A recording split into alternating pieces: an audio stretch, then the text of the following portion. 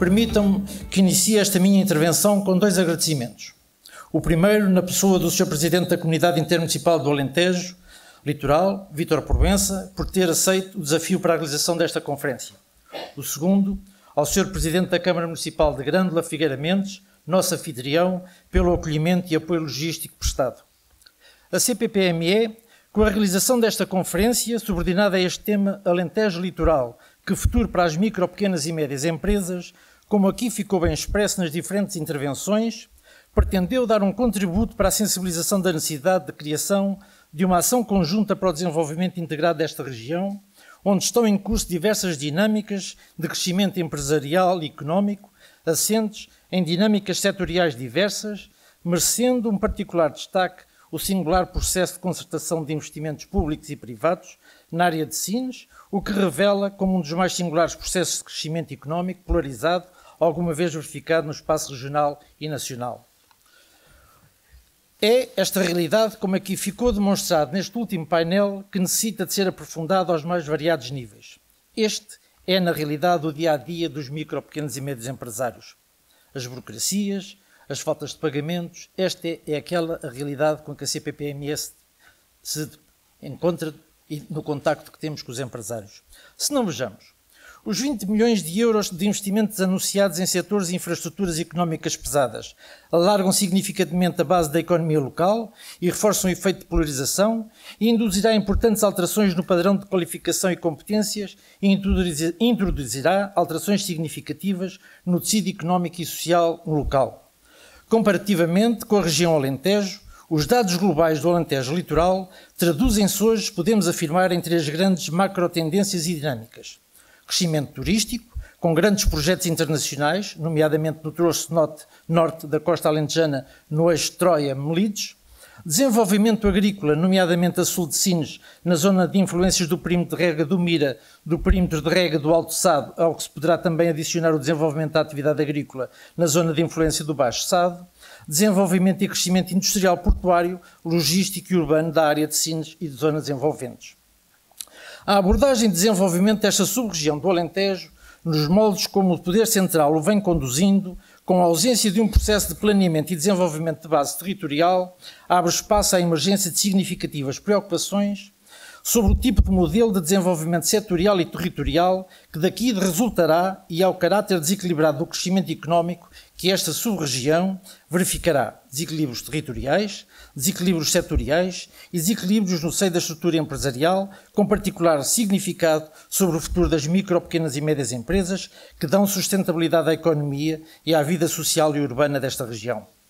Sem uma forte intervenção do Poder Central, em boa, mas reforçada articulação com as autarquias, sem um assumido processo de planeamento avaliando riscos, necessidades e as respostas necessárias, com uma forte contribuição de fundos públicos da União Europeia e do Orçamento de Estado, abre-se um inevitável espaço à emergência de um desastre territorial, económico, social, humano, de grande escala.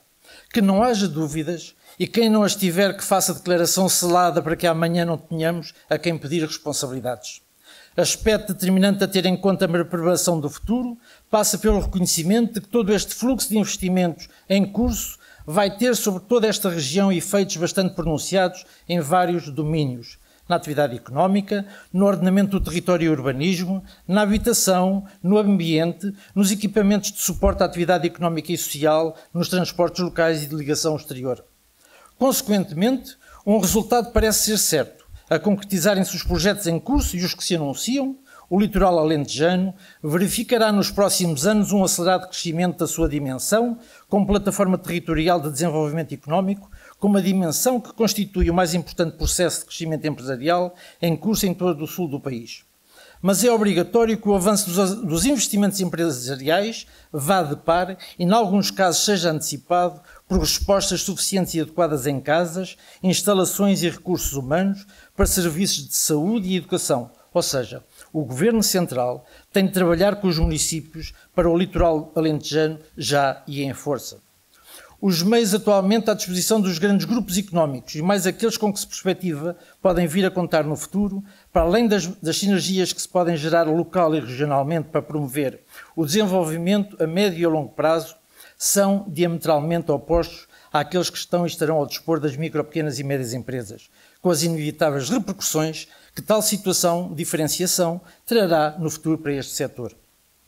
As sucessivas narrativas oficiais sobre as dinâmicas em curso concentram o foco nos investimentos setoriais e na importância que estes investimentos, cada um por si, têm em termos de emprego, de produção e do desenvolvimento nacional dos respectivos setores. Trata-se de uma narrativa apoiada numa perspectiva funcional e setorial que não capta o que de estrategicamente relevante aqui se está a passar, porque exclui o elemento nuclear das dinâmicas em curso, o território, porque é de facto de desenvolvimento económico, de base territorial que estamos a observar, de um desenvolvimento que assenta em fatores territoriais, geográficos, naturais, ambientais, patrimoniais, que constituem os suportes fundamentais das dinâmicas em curso. Vai ser preciso ter em conta uma visão global que conjuga as diversas dinâmicas e mobilização dos vários recursos num processo de desenvolvimento regional integrado, que pode e deve ir para além do litoral alentejano, inclusive por via de investimento público em infraestruturas estratégicas, designadamente na área da mobilidade, que potencia o triângulo de desenvolvimento no Alentejo, Porto de Sines, Alqueva e Aeroporto de Beja, sob pena de se acentuarem desequilíbrios económicos, sociais e demográficos. É preciso, igualmente, ter em conta a dinâmica turística da região, mas que para isso há que criar mais respostas num território que tem uma dinâmica turística apetecível para determinados setores económicos, que pouco ou nada se preocuparão com as necessidades ao nível da habitação, com a preservação do enorme capital natural que a região dispõe, com a atração e retenção dos recursos humanos e das famílias, da mobilidade, da saúde e atenuação da sazonalidade. Podendo o litoral alentejano vir a transformar-se num grande destino a nível nacional e europeu, os processos e a sustentabilidade deste território passam também pelas opções do poder local, das quais dependem a preservação das condições ambientais e a integridade ambiental do território. É preciso, igualmente, ter em conta a nova realidade agrícola emergente com a expansão das atividades de produção hortícola em estufa de empresas nacionais e multinacionais que, de alguns anos a esta parte, para cá ocupam áreas significativas perto do mar e em pleno Parque Natural do Sudoeste Alentejano e Costa Vicentina e vieram subcarregar os consumos dos recursos hídricos da região. A situação chegou a tal ponto e dimensão que é necessária e urgente uma séria reflexão sobre a realidade e o futuro destas atividades económicas e o seu impacto, quer na definição da estrutura de produção agrícola da região e, em geral, de todo o Alentejo, quer na ameaça que o domínio de um modelo de agrícola superintensivo, de enormes dimensões, denominado crescentemente por capitais estrangeiros, com predominância de trabalho sazonal, precário e muito mal pago, significa que para o tecido económico e social da região, quer para os recursos naturais, designadamente hídricos e de solos na região. Com isto, não se quer dizer que se rejeita em todo e em todas as explorações agrícolas modernas, sustentáveis, como existem alguns bons exemplos na região. A questão é que estas atividades precisam de ser acompanhadas e reguladas e tratadas como setores estratégicos que são. O Estado tem de ter coragem de tomar as decisões certas, é necessário cautelar esta região, é preciso acompanhamento e fiscalização das entidades competentes. As atividades dos micro e pequenos agricultores não pode ser subestimada e menosprezada. É preciso ter em conta que a estrutura económica mais produtiva assenta em empresas de maior dimensão produtiva, com uma maior integração em circuitos comerciais externos e com uma fortíssima presença de empresas inseridas em setores de alta e média alta tecnologia, estrutura económica que marca o setor distintivo da base económica da plataforma industrial de Sines. Não se pode secundarizar ou mesmo anular o papel determinante das micro, pequenas e médias empresas na sustentabilidade da economia local, da resiliência económica da sua região e da sustentabilidade económica e social deste território. O que faz diferir o Alentejo litoral da região Alentejo decorre de forma determinante da dimensão e das características diferenciadoras do tecido produtivo instalado na plataforma industrial portuária de Sines, designadamente as atividades assentes na exploração de economias de escala, das quais destacam as atividades do setor portuário, do setor energético e do setor petroquímico, cujas características empresariais se distinguem do resto da base económica da sub-região, constituída essencialmente por micro e pequenas empresas.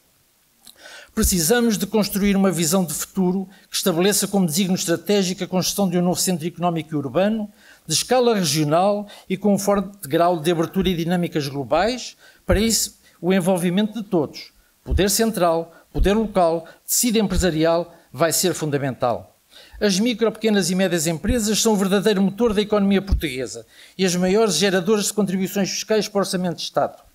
O dinamismo que se espera para uma região vai significar inevitavelmente também um grande crescimento de micro, pequenas e médias empresas, que se juntarão às que já cá existem. Vai ser necessário apoiar estas, as que já cá estão, para que se possam responder melhor à procura de bens e serviços que vai crescer. É preciso que se criem boas condições para acolher muitas mais. Ora, o programa Acelerar a Economia que o Sr. Ministro da Economia apresentou esta semana não responde àquelas exigências das micro, pequenas e médias empresas do litoral alentejano. Podem servir às grandes empresas que cá estão e às que se anunciam vir para cá. Para as micro, pequenas e médias empresas, nada significam aquelas medidas. Como disse a CPPME na avaliação daquele programa, acelerador da economia, são precisas medidas adequadas, não de travão às micro, pequenas e médias empresas. Deste programa, com 60 medidas, resulta sim, para os grandes grupos económicos, a certeza de grandes reduções da tributação, quando para as micro, pequenas empresas não são mais do que declarações de intenções. Uma vez mais, foram anunciadas medidas e mais medidas, a sua maioria faseadas, atirando no tempo a sua concretização, mas não dando resposta às necessidades prementes das micro, pequenas e médias empresas, como seja o fundo de tesouraria, a redução dos preços dos combustíveis, das comunicações, da redução das linhas de crédito, da segurança social, do arrendamento não habitacional próprio, entre outras.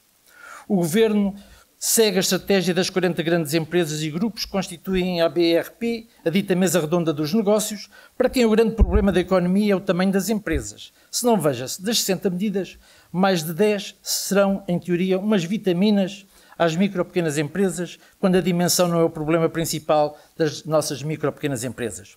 Persiste este Governo numa linha de continuidade do anterior, em discriminar setores de atividade, insiste em querer vender para aí só, não dinamizando o mercado interno, dito acelerador da economia.